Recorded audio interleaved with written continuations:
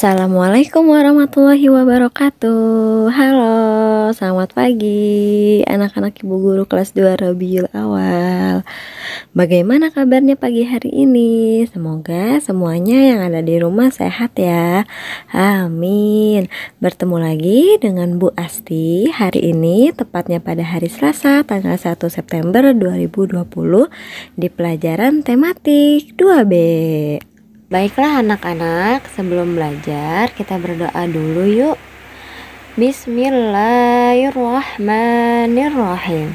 Rabbi shrahli sadri wa yassirli amri wahlul 'uqdatam min lisani yafqahu qawli. Rabbi zidni ilman warzuqni fahman. Amin. Baiklah anak-anak, coba kalian buka halaman 5 di buku paket kalian ya. Di situ terdapat percakapan Adi dan Nina yang sedang bermain pesawat kertas.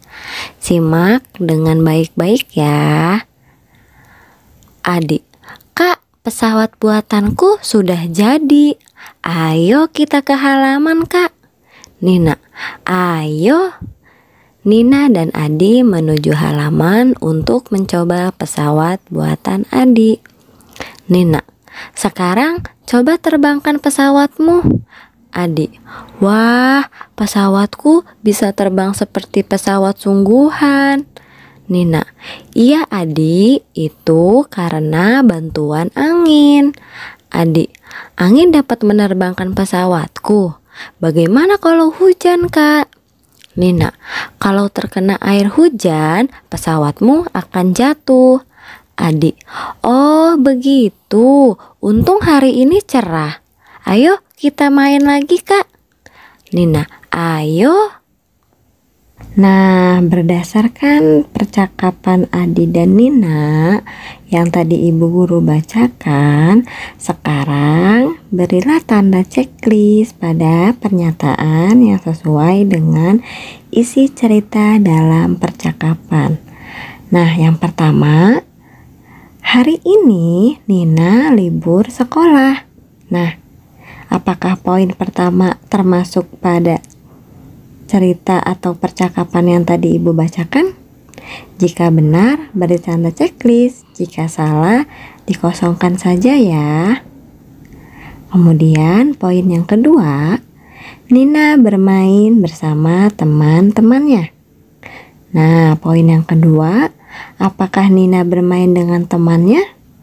Jika benar, beri tanda checklist. Dan jika salah, kosongkan saja ya. Ayo, tadi Nina mainnya sama siapa? Sama teman-temannya atau sama Adi? Nah, kemudian yang ketiga, Nina dan Adi membuat pesawat terbang. Nah, poin yang ketiga kira-kira benar atau salah ya? Kemudian poin yang keempat, pesawat buatan Adi terbang karena bantuan angin. Nah, yang nomor 4 benar atau salah? Beri tanda checklist ya. Yang terakhir, hujan dapat membuat pesawat mainan Adi jatuh. Nah, kemudian poin yang terakhir kira-kira benar atau salah ya? Jika terdapat pada teks percakapan tadi, beri tanda checklist. Itulah 5 poin yang terdapat atau tidak terdapat pada teks percakapan yang tadi ibu guru bacakan. Kalian sudah memberi tanda checklist kan? Jika salah, kosongkan saja ya. Nah, selanjutnya kita akan membahas tentang menguraikan kosakata, menemukan kata-kata sulit pada isi teks cerita, kemudian ciri-ciri permukaan benda, dan mencari maknanya. Nah, di sini ada teks bacaan ya. Karena kita akan memahami isi teks bacaan. Yang pertama, di rumah Nina terdapat banyak benda. Benda-benda tersebut memiliki ciri dan kegunaan yang berbeda-beda.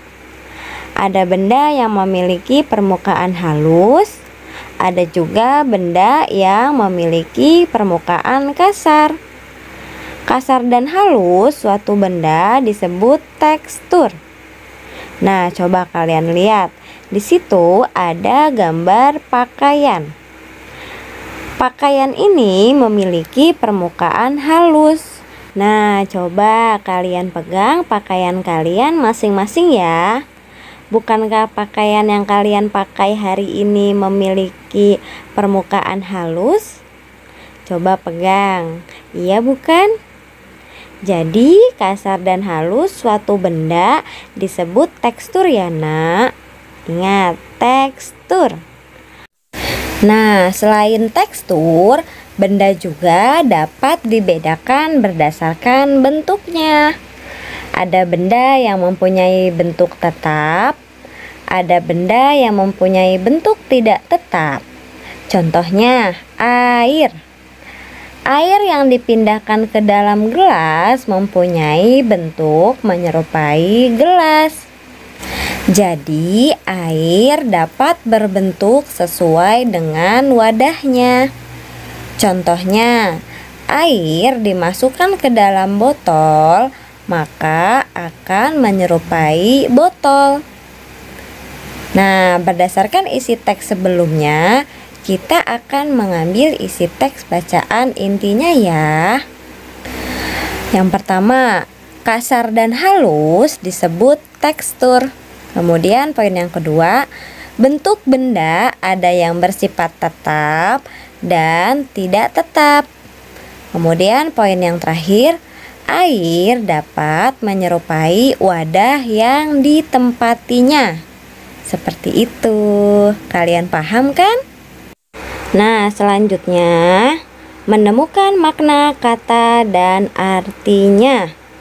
Yang pertama, gelas memiliki permukaan yang halus. Permukaan artinya bidang rata di atas suatu benda. Jadi di atasnya ya merupakan permukaan. Kemudian yang kedua, bentuk air menyerupai wadahnya. Jadi bentuk artinya wujud yang ditampilkan atau tampaknya yang bisa terlihat oleh mata. Sedangkan yang ketiga, salah satu wujud benda adalah cair. Wujud artinya bersifat seperti tidak padat dan tidak berupa gas. Nah, pembahasan selanjutnya coba kalian lihat. Contohnya ya, pembuktian konsep materi. Di situ ada balon dan batu. Yang pertama, balon. Balon memiliki permukaan yang halus. Kenapa? Karena permukaan balon memiliki tekstur yang halus. Nah, permukaan maknanya bidang rata di atas suatu benda. Jadi permukaan itu ada di atasnya ya. Kemudian yang kedua, batu. Nah, sedangkan batu ini memiliki permukaan yang kasar. Nah, halus dan kasar disebut tekstur.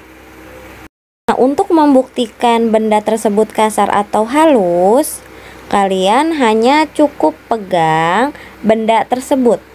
Apakah dia halus atau kasar? Nah, selanjutnya bentuk maknanya sama dengan wujud yang ditampilkan atau tampaknya. Yang pertama, lihat di situ ada air mineral yang terdapat pada gelas plastik. Yang kedua, ada kecap yang terdapat pada botol. Dan yang ketiga, ada minyak goreng yang terdapat pada mangkuk. Nah, ketiga benda tersebut yang ibu guru sebutkan satu persatu, semua benda tampak cair.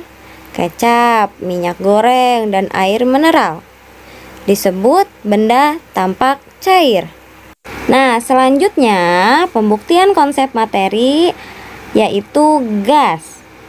Gas maknanya sama dengan zat ringan yang sifatnya seperti udara. Zat tidak tampak tapi bisa dirasakan. Contohnya pada balon berikut. Nah, kalian tahu anak-anak Bu Guru?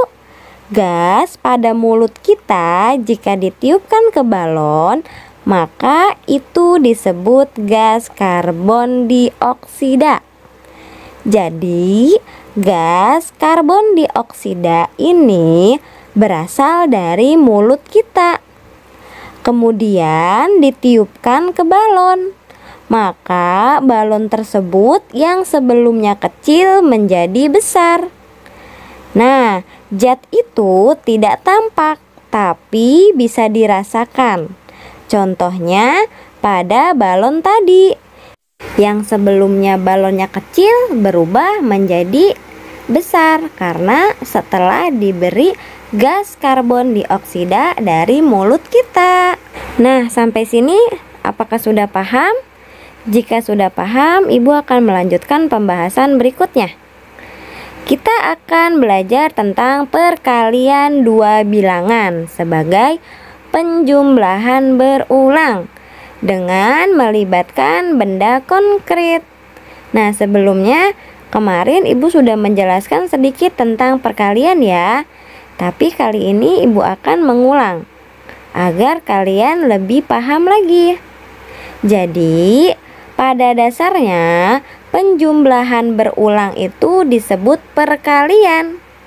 Jadi penjumlahannya berulang-ulang kali.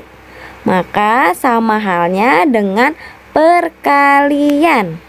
Oke, sebelum kita lanjut ke materi perkalian, kita nyanyi tentang perkalian terlebih dahulu yuk. Kalian yang ada di rumah ikutin ya. Aku mau belajar perkalian. Perkalian adalah penjumlahan berulang. Ingat kata Bu Guru, aturan minum obat. Ayo kawan, mari kita belajar. 3 dikali 1 sama dengan berapa? Itu sama artinya satunya ada 3. Ayo kawan semua, mari kita jumlahkan. Ayo kawan, siapa tahu jawabnya? Oke anak-anak, kita akan belajar cara perkalian dari penjumlahan berulang. Kalian buka buku paket kalian di halaman 6 ya. Sudah dibuka kan? Nah, coba kalian lihat. Di situ terdapat gambar Nina dan Rara yang sedang bermain congklak. Ibu sedikit cerita dulu ya. Nina dan Rara sedang bermain congklak. Sebelum bermain, Nina mengisi 3 lubang biji congklak. Dari masing-masing lubang biji congklak terdapat 5 biji congklak. Kalian tahu berapa jumlah dari setiap lubang 3 yang sudah diisi Nina? Kita hitung bareng-bareng yuk. Nah, Ibu akan gambar lubang dari yang berisi dari biji congklak tersebut ya.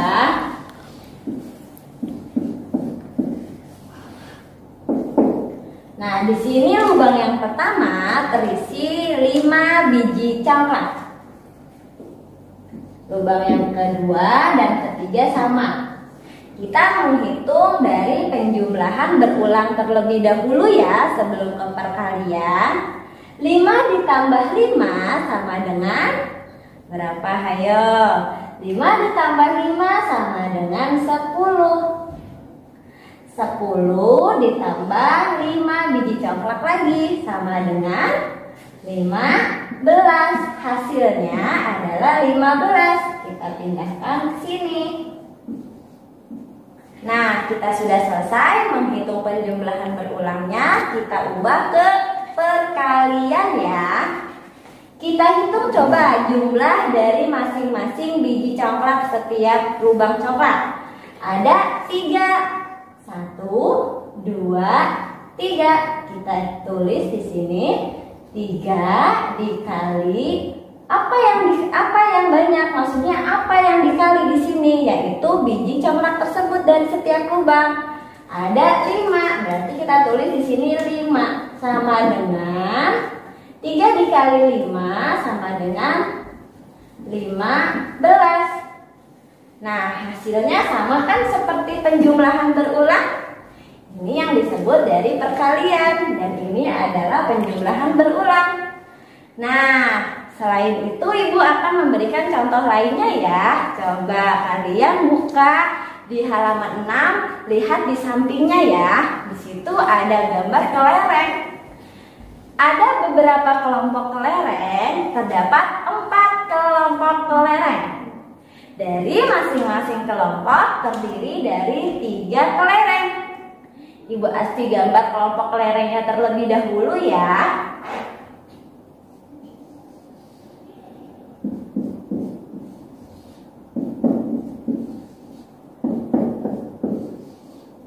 Nah, ini ada 4 kelompok kelereng. Setiap kelompok memiliki 3 biji kelereng. 3, 3, 3, 3. Kita jumlah bersama-sama ya. 3 ditambah 3 sama dengan 6. 6 ditambah 3 sama dengan 9. 9 ditambah 3 sama dengan 12. Jadi hasilnya adalah 12. Kita ditulis di sini. Nah, kita baru menjumlahkan berulang, kemudian kita ubah menjadi perkalian, sama seperti yang di atas ya caranya. Kita hitung dari setiap kelompok ada berapa? 3-nya 1, 2, 3, 4. Kita tulis di sini 4